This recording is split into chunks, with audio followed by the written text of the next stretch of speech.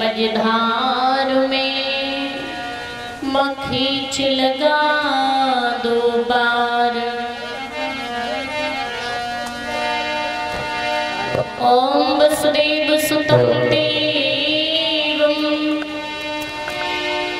कैस्य चारूढमर्दनं देवकी परमानंदं श्री कृष्णं वंदे जगद्गुरुं।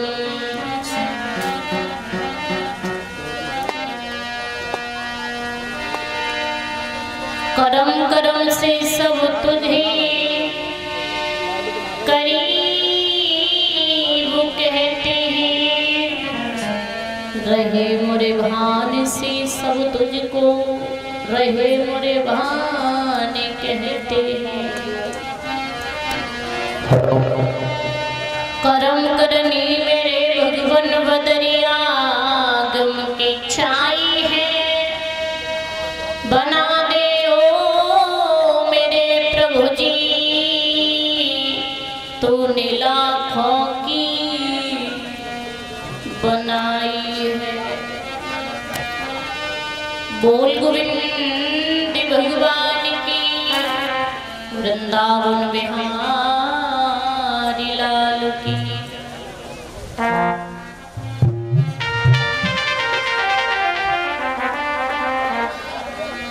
भक्तजन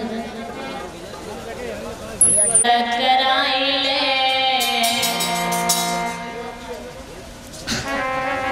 और आए रही है जोर की आँखी, कराई ले आए रही है जोर की आँखी।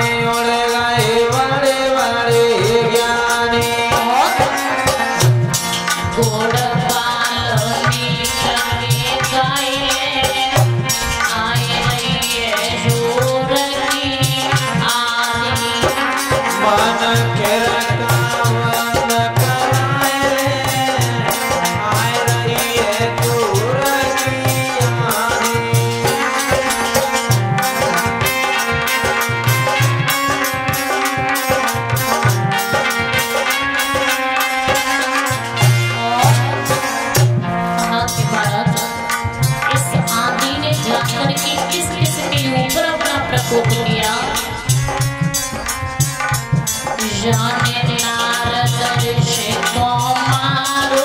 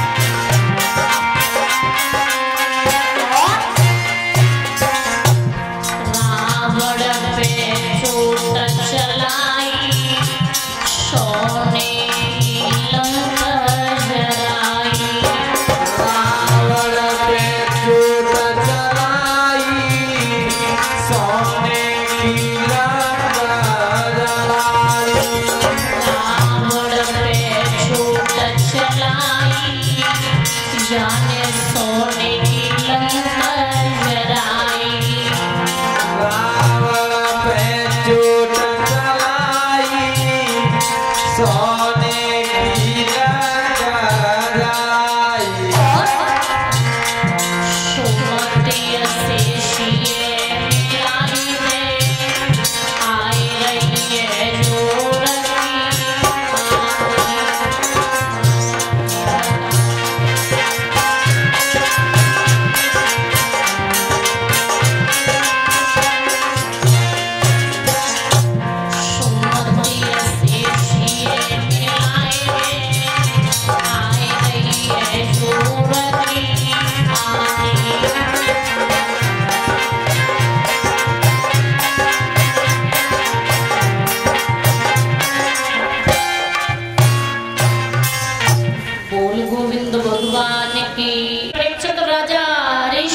विश्वामित्र जी को अपने महलों में लेकर के आते। राजा ने खजानची बुलवाओ और आज्ञा दी सोना लाने की। तब विश्वामित्र ने मुस्कुराई अरे के दैवात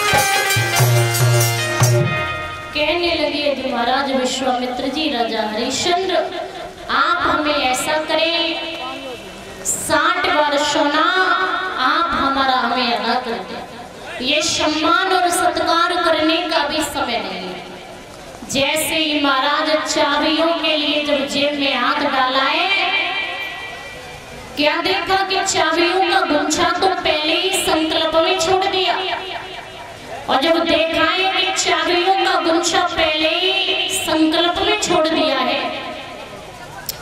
तो महाराज याद रहे राजा हरिश्चंद्र के पैरों तले जमीन खिसक गई। कहने लगे ये क्या हुआ।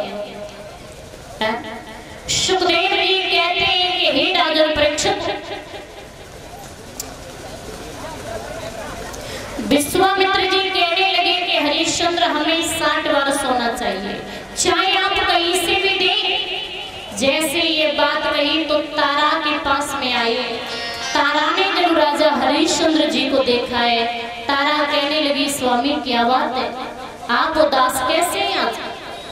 तारा को जब सारा हाल बताया है तो तारा कहने लगी स्वामी अब तो बिकने के अलावा दूसरा कोई उपाय नहीं। तीनों प्राणी बेटा रोहित मैया तारा हरिश्चंद्र बिकने के लिए जब तैयार होते हैं और जब तीनों प्राणी बिकने के लिए तैयार हुए तो महाराज याद रहे सुखदेव जी कहते हैं कि हे राजा परीक्षित,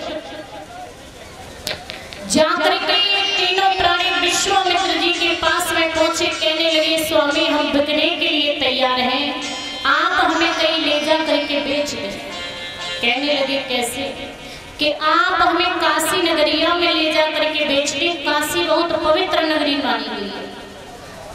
जैसे ये बात कही कि आप हमें काशी में ले जा करके बेच ले, तो महाराज याद रहे सुखदेव जी कहते हैं कि हे राजा परीक्षित, तीनों प्राणी जब रुकने के लिए तैयार हुए हैं, अवध के सभी नर नारी रोने लगे और रो करके अजकिया बोले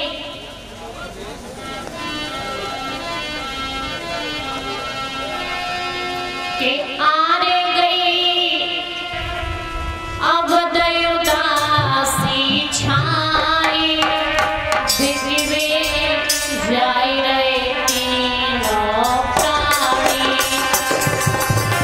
आरे गई अवध उदासी छाई, दिव्य जाय रहे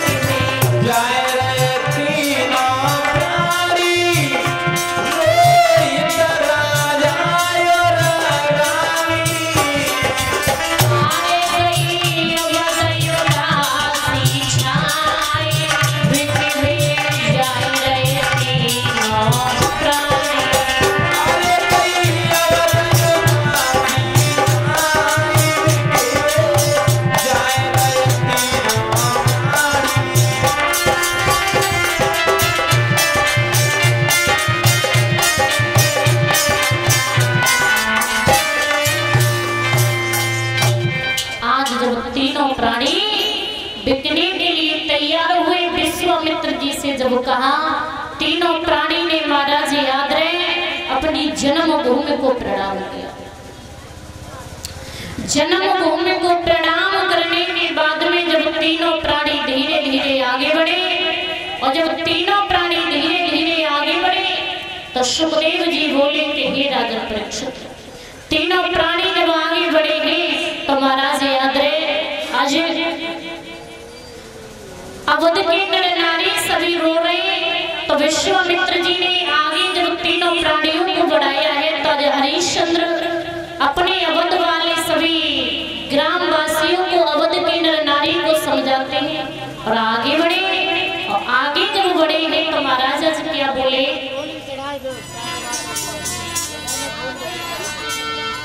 आरे छोड़ चले राजधानी अपनी, छोड़ चले छोड़ चले राजधानी अपनी, छोड़ चले।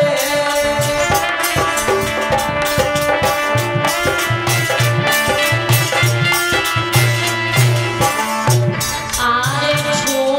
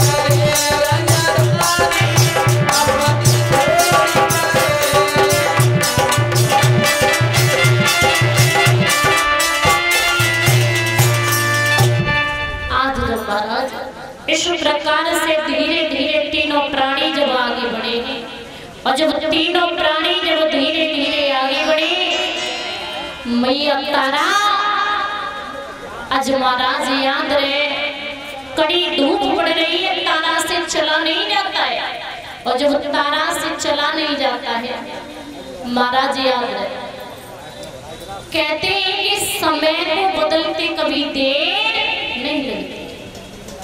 समय क्या से क्या करवा दे, कब से क्या समय कर दे, महाराज कहते हैं समय को बदलते कभी देर नहीं लगती। कहा कि महाराज राजा हरिश्चंद्र जब अपनी पत्नी और अपने बेटा रोहित को लेकर के जब महाराज चले, विश्वामित्र जी आगे आगे, मैया तारा जब रास्ते में जाकर के बैठ जाती है, कहने लगी स्वामी अब मेरे से चला नहीं जाता। जैसे ही ये बात कही कि स्वामी अब मेरे से चला नहीं जाता है, अभी आपकी काशी नगरी कितनी दूर है, तो रोक करके जो मैया तारा विश्वामित्र जी से बोली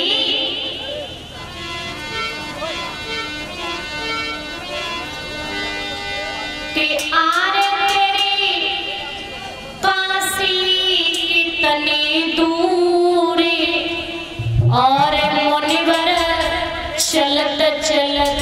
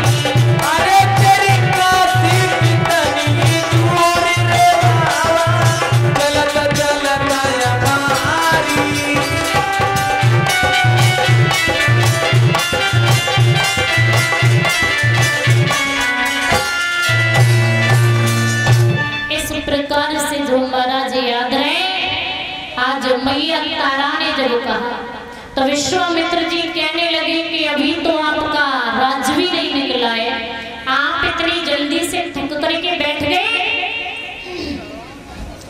जैसे ही ये बात कही कि अभी तो आपका राज्य भी नहीं निकला है, तो महाराज मैया तारा फिर चलने लगी।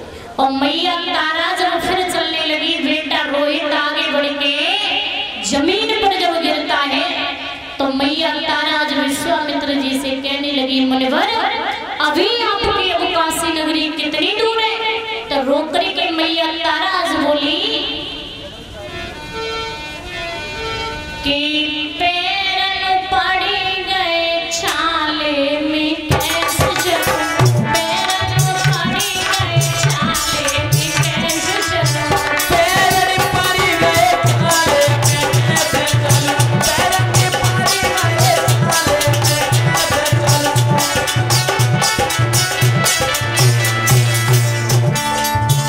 मैया तारा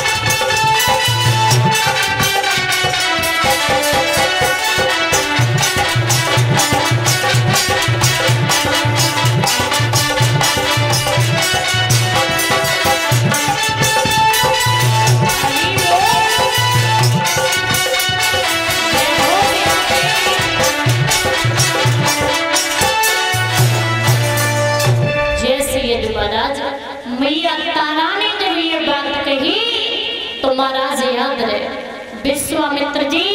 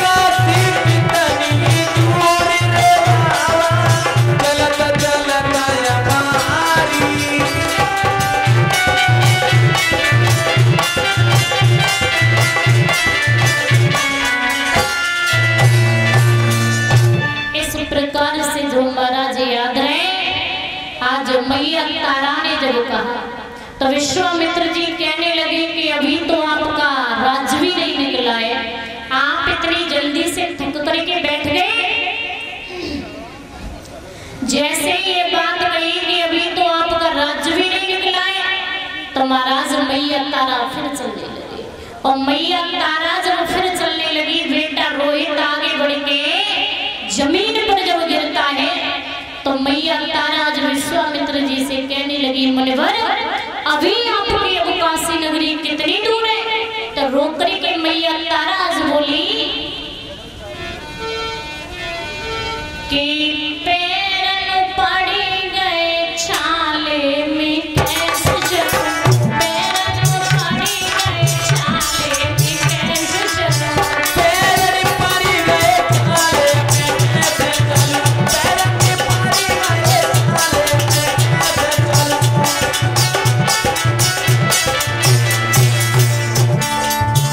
मैया तारा बोली, स्वामी अब मेरे से चला नहीं जाता।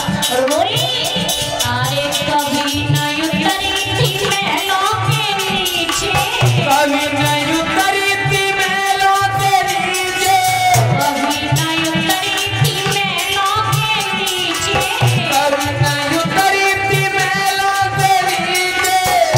आज सो गुनाह में निकाले मैं कैसे चलूं, पैरन पड़े गए छाले में कैसे चलूं।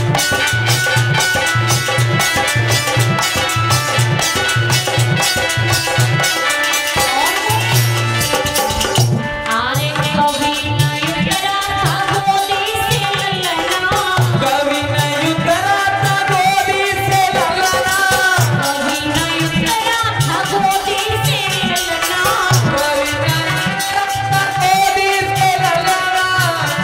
जो चलता है तो खटाले में कैसे चलूं, पैरन पड़ी गए छाले में कैसे चलूं।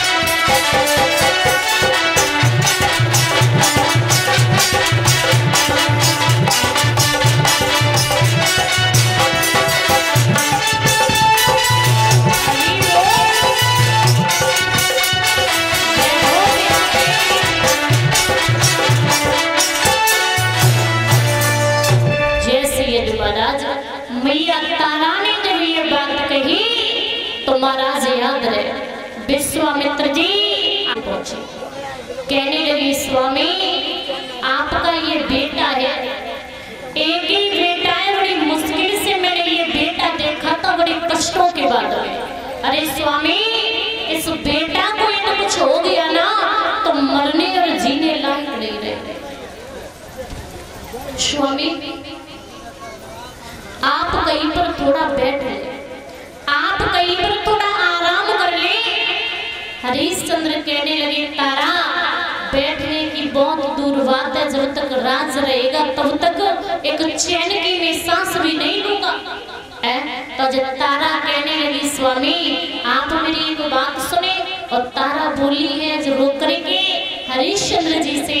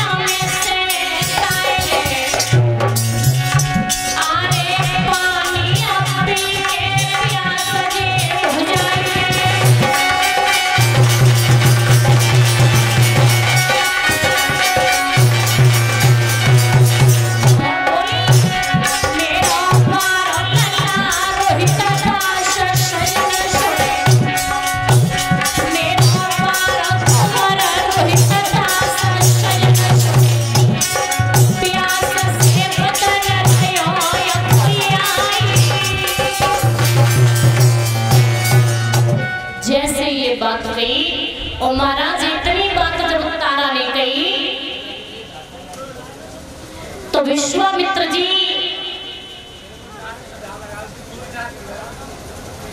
और जब कमंडल लेकर के आगे बढ़े, और जब विश्वामित्र जी कमंडल लेकर के आगे बढ़े और जाकर के महाराज याद है विश्वामित्र जी हरिश्चंद्र से बोले कि आप ये पानी पिए। हरिश्चंद्र कहने लगे गुरुदेव जब तक ये मेरा राज रहेगा तब तक पानी पीना तो बहुत दूर की बात है, मैं पानी देखूंगा भी नहीं। कहने लगे फिर बैठे बैठे कर क्या रही हो, चलो आगे। महाराज जाकर के तीनों प्राणी काशी नगरिया में पहुंचे और जब तीनों प्राणी काशी में पहुंचेंगे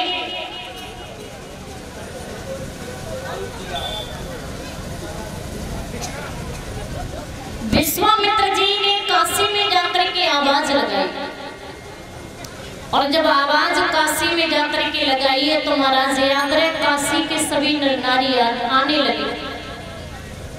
कोई आकर के राजा हरिश्चंद्र जी से पूछता है कि महाराज इस मर्द की क्या कीमत है। कोई तारा से आकर के पूछता है महाराज इस स्त्री की क्या कीमत है। कोई बेटा से आकर के पूछता है महाराज इस बच्चे की क्या कीमत है। महाराज याद रहे उसी वक्त जब धीरे धीरे शाम का टाइम जब हो जाता है विश्वामित्र जी कहने लगे क्यों अभी तो आपको कोई खरीदने के लिए भी नहीं आया, अब हम आपको कहाँ ले जाए। तो कहने लगे यदि महाराज हरिश्चंद्र के गुरुदेव थोड़ी देर का इंतजार और करें। जैसे ये बात कही तो महाराज याद रहे उसी वक्त कालू भंगी आया। कालू भंगी ने आकर के हरिश्चंद्र जी के हाथ में हाथ फांसा और कहा कि महाराज इस मर्द की क्या कीमत है, 20 बार सोना। 20 बार सोना देकर के महाराज हरिश्चंद्र जी को कालू भंगी खरीद ले गया।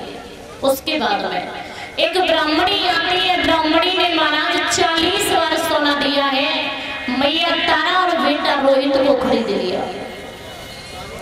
सुखदेव जी कहते हैं कि राजन परीक्षित एक दिन की बात कि हरिश्चंद्र गागर हाथ में लेकर के नदी पर पानी भरने के लिए जाते, और जब नदी पर पानी भरने के लिए जाते महाराज 36 दिन में भोजन एक भी दिन नहीं किया था। शरीर में इतनी ताकत नहीं, गढ़ा तो उठा महाराज भर के रख लिया है लेकिन उस गढ़ा को उठा सके। देख रहे कोई आ जाए तब तक क्या देखा, खुद की पत्नी आ जाती है तारा। तारा से कहने लगे हरिश्चंद्र के तारा आप मेरे गला से थोड़ा हाथ लगा दे, मैं आपका बड़ा एहसान मानूंगा। तारा कहने लगी स्वामी आपके गला से मैं हाथ तो लगा देती, लेकिन स्वामी आपके हाथ में एक भंगी का गला है और मेरे हाथ में एक ब्राह्मण का गला है।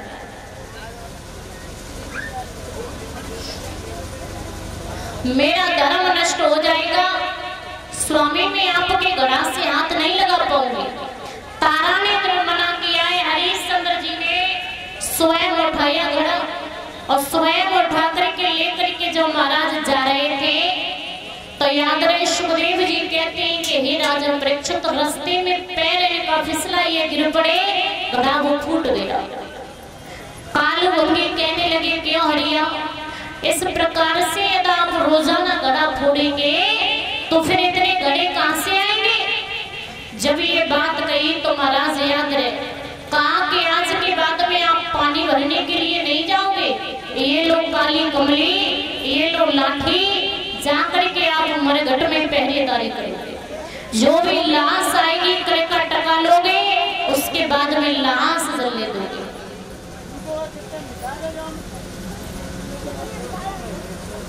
जाकर के महाराज मरघट में जो पहरेदारी करने लगे हैं, और जब मरघट में पहरेदारी करने लगे हरिश्चंद्र, एकादशी का व्रत आता है, मैया तारा अपने बेटा रोहित को बाग में फूल लेने के लिए भेजती है। उसी बाग में विश्वामित्र जी महाराज एक सर्प बन करके फूल में बैठ जाते हैं। जैसे ही बेटा ने जो महाराज अपना हाथ उस फूल पर डाला तो विश्वामित्र जी ने बेटा के हाथ में अपना फल मार दिया। जैसे ही विश्वामित्र जी ने बेटा के हाथ में अपना फन मारा, बेटा रोए तो मामा कह के जमीन पर गिर पड़ा। और जैसे ही बेटा जमीन पर गिरा, महाराज विश्वामित्र जी ने काशी में आवाज लगा दी, काशी के लोगों, किसी का बेटा बाग में गया है, उसे एक जहरीले सर्प ने काट लिया है, बाग में पड़ा वो मामा चिल्ला रहा है। जैसे ही ये बात कही तो सुखदेव जी कहते हैं, राजन परीक्षित, तो मैया तारा दौड़ करके महाराज जाकर के ब्राह्मणी से बोली, माँ बाग में मेरा ही बेटा गया। ब्राह्मणी कहने लगी, पहले आप खाना बनाए, भोजन बनाए, बर्तन साफ करें, उसके बाद में आप जाओगी। मैया तारा रो करके महाराज भोजन बनाती जा रही है, रोती जा रही है। और रो करके जब मैया तारा बोली,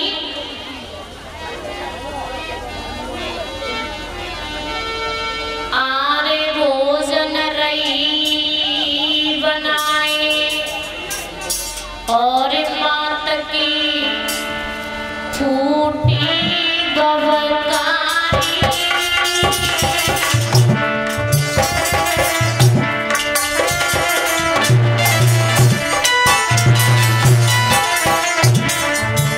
मैया तारा रोती जा रही है, रो करके मैया तारा बोली, आरे भोजन रही बनाए माता की छूटी बवकारी। मते जइयो हमको छोड़े अकेली रह जाए मातारी। मते जइयो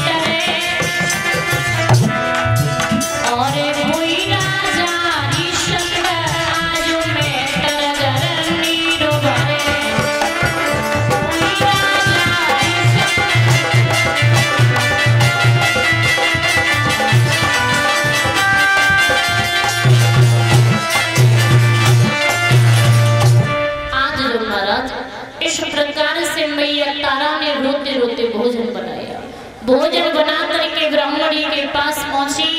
ब्राह्मणी से आज्ञा लेकर के जाकर के मैया जब बाग में पहुंची तो क्या देखा, बेटा रोहित जमीन पर पड़ा है, बेटा के मुंह से जाग निकल रहा है। मैया ने एकदम से झपट के बेटा को गोदी में ले लिया। मैया कहने लगी, लाला तूने ये क्या किया, तेरे बिना अब तेरी मैया कहाँ जाएगी। अरे बेटा, न प्रदेश के बीच में कोई नहीं जिसके सहारे तेरी मैया जिएगी। तो रोहित महाराज अपनी माँ के हाथ पकड़ के कहने लगे, मैया आप रोए ना। अरे मैया, मुझे सर्प ने काटा है, मैया आप मेरी एक बात सुने। तो रोकरी में जो बेटा बोला है कि दुख सुख की जो कछु कैरी सो मैया जलती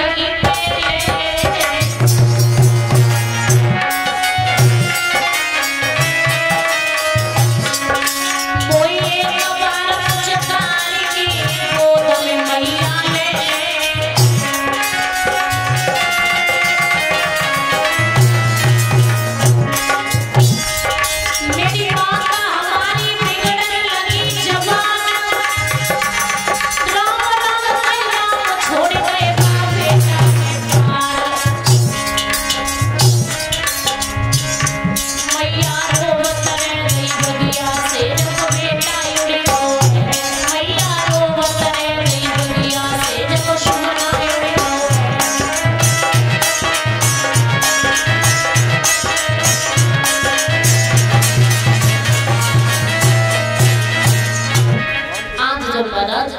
इस प्रकार से मैया तारा की गोदी में जब बेटा रोहित ने अपने प्राणों को छोड़ा, प्राण जब मैया तारा की गोदी में निकले तो महाराज मैया तारा रो करके बेटा के मुंह पे मुंह रख के एक बात बोली, लाला तेरे बिना इस प्रदेश में तेरी मैया का कोई भी नहीं है। अरे लाला तू मेरी एक बात